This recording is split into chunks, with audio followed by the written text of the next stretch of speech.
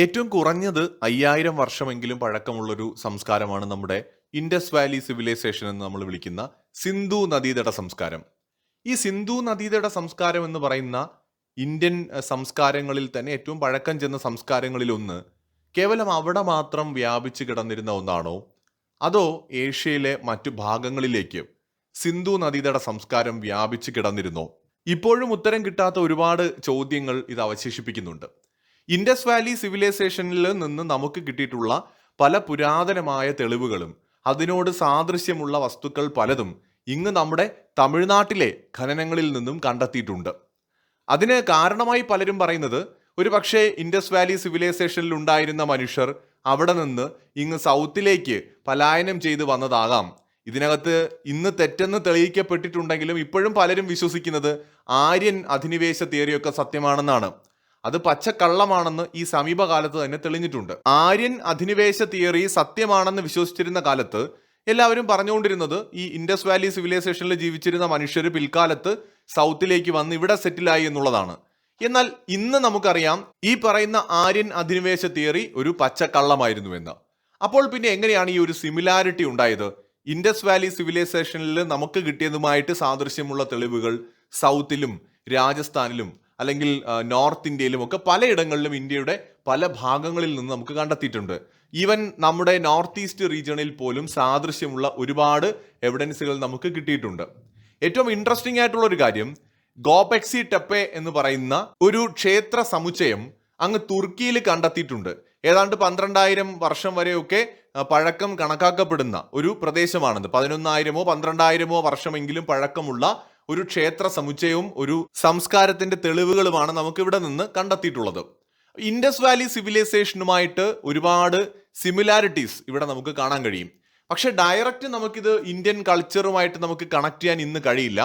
കാരണം കുറഞ്ഞത് 10,000 വർഷത്തിന് മുകളിൽ പഴക്കമുള്ള ഒരു സംസ്കാരത്തിന്റെ ക്ഷേത്രത്തിന്റെ തെളിവുകളാണ്. നമ്മൾ ഹിസ്റ്ററി പരിശോധിച്ചാൽ നമുക്കറിയാം, ഇപ്പോൾ ഇന്ത്യയിൽ തന്നെ ഇപ്പോൾ ഹിന്ദു മതം എന്ന് പറയുന്ന ഒരു റിലീജിയൻ നമുക്കതിനെ ഒരു സംസ്കാരമായിട്ടാണ് നമ്മൾ പൊതുവേ കാണുന്നത്. അതിൻ്റെ പല ശാഖകളാണ് ജൈനിസം, സിഖ് മതം അല്ലെങ്കിൽ ബുദ്ധിസം എന്നൊക്കെ പറയുന്നത്. പലരും പൊതുവേ ധാർമ്മിക റിലീജിയൻസ് എന്നൊക്കെ പറയും. എന്താണെങ്കിലും ഈ ഹിന്ദു സംസ്കാരം ഇത് രൂപപ്പെട്ട് വന്നിരിക്കുന്ന ഒരു രീതി പരിശോധിച്ചാൽ ഇപ്പോൾ ഇൻഡസ് വാലി സിവിലൈസേഷനിൽ നിന്ന് കിട്ടിയിട്ടുള്ള എവിഡൻസുകൾ അല്ലെങ്കിൽ മൃഗങ്ങളുടെ പശുപതി സീലായിക്കോട്ടെ, ശിവന്റെ ധ്യാനിക്കുന്ന ഒരു രൂപമായിക്കോട്ടെ, ഇതൊക്കെ എന്ന് പറയുന്നത് ഇന്ന് നമ്മൾ ആരാധിക്കുന്ന ആ ഒരു രൂപങ്ങളിൽ നിന്ന് കുറച്ച് ഡിഫറെൻ്റ് ആണ് കാണാൻ വേണ്ടി. പക്ഷെ ഇത് തമ്മിലുള്ള കണക്ഷൻ നമുക്ക് വളരെ ഡീപ്പായിട്ട് ഹിസ്റ്ററി പരിശോധിച്ചു കഴിഞ്ഞാൽ നമുക്ക് കണ്ടെത്താൻ കഴിയും. ഇൻഡസ് വാലി സിവിലൈസേഷനിൽ നിന്ന് കുറച്ച് ഡിഫറെൻ്റ് ആയിട്ടുള്ള എവിഡൻസുകളാണ് തുർക്കിയിലെ ഈ ഗോപെക്സി ടെപ്പ എന്ന് പറയുന്ന ക്ഷേത്ര സമുച്ചയത്തിൽ നിന്ന് കണ്ടെത്തിയിട്ടുള്ളതെങ്കിലും ഒരുപാട് സിമിലാരിറ്റീസ് നമുക്ക് അവിടെ കാണാൻ കഴിയും. ഇന്ത്യൻ കൾച്ചറുമായിട്ട് സിമിലർ ആയിട്ടുള്ള ഒരുപാട് എവിഡൻസുകൾ നമുക്ക് അവിടെ നിന്ന് കണ്ടെത്താൻ കഴിയും.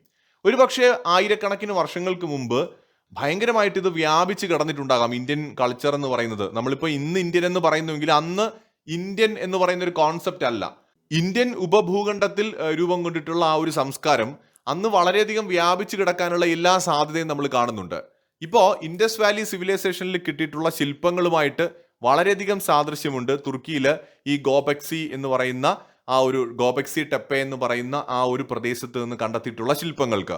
ഇൻട്രസ്റ്റിംഗ് ആയിട്ടുള്ള ഒരു കാര്യം എന്ന് പറയുന്നത്, ഇന്നിപ്പോൾ നമ്മൾ ഈ വരാഹം ഒരു ഭൂമിയെ ഉയർത്തി നിൽക്കുന്ന ഒരു ചിത്രം നമ്മൾ ഇന്ന് പെട്ടെന്ന് ഗൂഗിൾ ചെയ്ത് നോക്കിയാലോ അല്ലെങ്കിൽ ഒന്ന് പെട്ടെന്ന് നമ്മൾ സെർച്ച് ചെയ്ത് നോക്കിയാലോ നമുക്ക് കിട്ടുന്നതെന്ന് പറയുന്നത് മനുഷ്യ രൂപത്തോട് സാദൃശ്യമുള്ള ഉടലുള്ള തല മാത്രം വരാഹത്തിന്റെ രൂപത്തിലുള്ള ഒരു മനുഷ്യനും വരാഹവും ചേർന്നിട്ടുള്ള ഒരു ജീവി അല്ലെ, അത് ഇങ്ങനെ ഒരു ഭൂമി ഉയർത്തി നിൽക്കുന്നതായിട്ടുള്ള ചിത്രമാണ് നമ്മൾ കാണുന്നത്. വരാഹം എന്ന് പറയുന്നത് മഹാവിഷ്ണുവിന്റെ ഒരു അവതാരമായിട്ടാണ് നമ്മൾ കാണുന്നത്.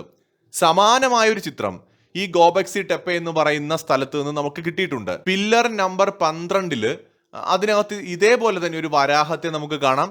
അതിന്റെ മുകളിൽ ഭൂമി എന്ന് തോന്നിപ്പിക്കുന്ന തരത്തിൽ ഒരു വസ്തുവിനെ നമുക്ക് കാണാൻ കഴിയും. ഒന്നുകിൽ ആ ഒരു വൃത്താകൃതിയിൽ കാണുന്ന ആ ഒരു അറ തന്നെ ആയിരിക്കാം ഭൂമിയായിട്ട് സങ്കല്പിച്ചിട്ടുണ്ടാവുക, അല്ലെങ്കിൽ അതിൻ്റെ ഉള്ളിൽ ഭൂമി എന്ന് തോന്നിപ്പിക്കുന്ന തരത്തിൽ ഉരുളൻ കല്ലുകളോ സമാനമായ എന്തെങ്കിലുമോ ഉണ്ടായിരുന്നിരിക്കാം. കാലാന്തരത്തിൽ അത് അവിടെ നഷ്ടപ്പെട്ട് ആ ഒരു എംപ്റ്റി ഹോളായിട്ട് മാറിയതാവാം. അല്ലെങ്കിൽ അങ്ങനെ തന്നെ ആയിരിക്കാം ആ വരച്ച കലാകാരൻ ആ കാലത്ത് ചിന്തിച്ചിട്ടുണ്ടാവുക. എന്തായാലും കൃത്യമായി വൃത്താകൃതിയിലുള്ള ഒരു ഭൂമി എന്ന് തോന്നിപ്പിക്കുന്ന ഒന്നും നമുക്ക് ആ ഒരു വരാഹത്തിന്റെ മുകളിലായിട്ട് കാണാം. ഇതിനോട് സാദൃശ്യമുള്ള ചിത്രങ്ങളാണ് ഇന്ന് വരാഹത്തെക്കുറിച്ച് നമ്മൾ കാണുന്നത്. ഈ വരാഹം എന്ന് പറയുന്നത് മഹാവിഷ്ണുവിന്റെ മൂന്നാമത്തെ അവതാരമായിട്ടാണ് പറയുന്നത്. വിഷ്ണു പുരാണം, മഹാഭാരതം, വരാഹ പുരാണം ഒക്കെ തുടങ്ങിയ പ്രാചീന ഗ്രന്ഥങ്ങളിൽ ഇതേക്കുറിച്ചുള്ള പരാമർശമുണ്ട്. ഹിരണ്യാക്ഷനെ വധിച്ച് ഭൂമിയെ തേറ്റമേൽ ഉയർത്തിയ ഭഗവാൻ എന്ന രീതിയിലാണ് വരാഹത്തെ ആരാധിച്ചു വരുന്നത്. അപ്പോൾ ഈ വരാഹത്തോട് സാദൃശ്യമുള്ള ഒരു ചിത്രം അത് നമുക്ക് അവിടെ നിന്ന് കണ്ടെത്താനായിട്ട് കഴിഞ്ഞിട്ടുണ്ട്. സമാനമായ ഒരുപാട് കാര്യങ്ങൾ നമുക്ക് പരിശോധിച്ചാൽ ചൂണ്ടിക്കാണിക്കാൻ കഴിയുന്ന ഒരുപാട് സിമിലാരിറ്റീസ് ഈ തുർക്കിയിലെ ആ ഒരു സംസ്കാരത്തിൽ കാണാൻ കഴിയും.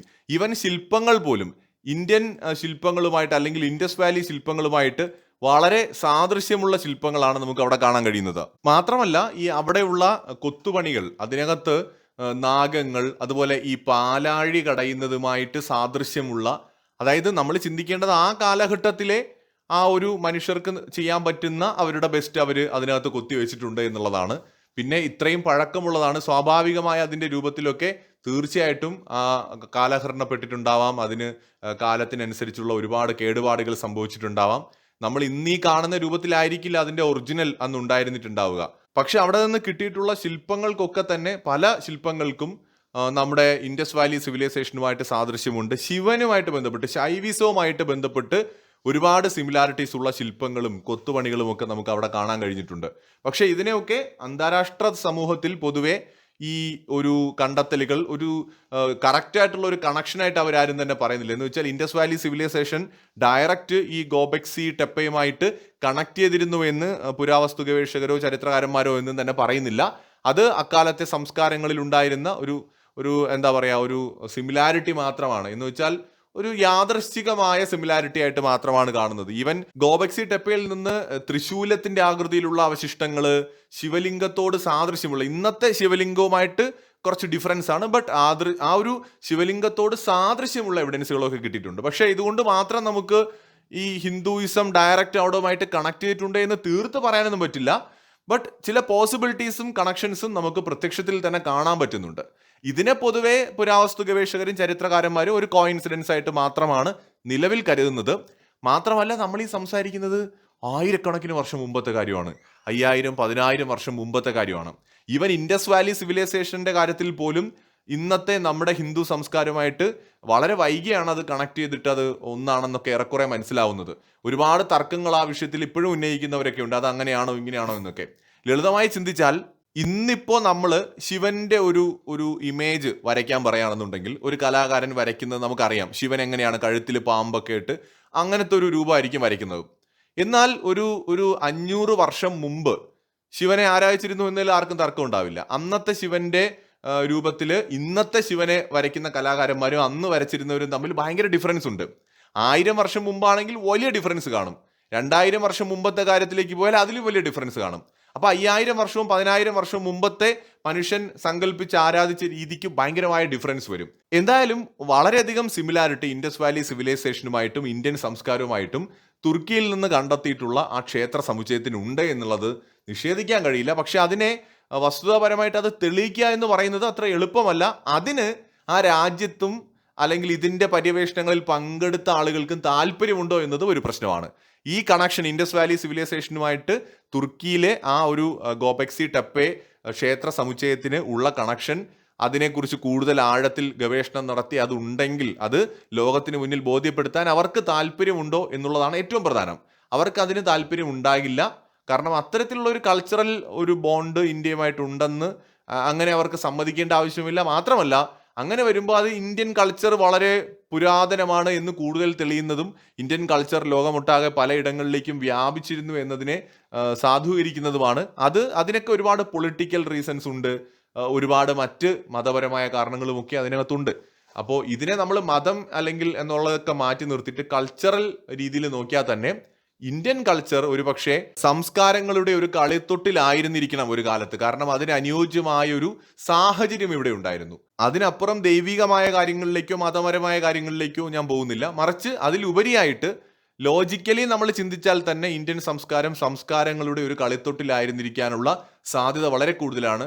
കാരണം ആഫ്രിക്കൻ കോണ്ടിനെന്റിൽ നിന്ന് ഉരുത്തിരിഞ്ഞു വന്ന നമുക്കറിയാവുന്ന ചരിത്രം വെച്ചാണെങ്കിൽ മനുഷ്യ സമൂഹം ഒരുപക്ഷെ വലിയ രീതിയിൽ വികാസം പ്രാപിക്കുന്നത് ഇന്ത്യൻ സബ് കോണ്ടിനെന്റിൽ വെച്ച് തന്നെ ആകണം. അത് ഇവിടെ തഴച്ചു വളരുകയും ചെയ്തു. പിൽക്കാലത്ത് യൂറോപ്യൻസ് ഡോമിനേറ്റ് ചെയ്യാൻ തുടങ്ങിയതോടുകൂടി ഇന്നത്തെ ലോകക്രമത്തിലേക്ക് മനുഷ്യർ ആയിരക്കണക്കിന് വർഷങ്ങൾ കൊണ്ട് ഇന്നേക്ക് ഇവിടെ എത്തി എന്ന് വേണമെങ്കിലും കരുതാം.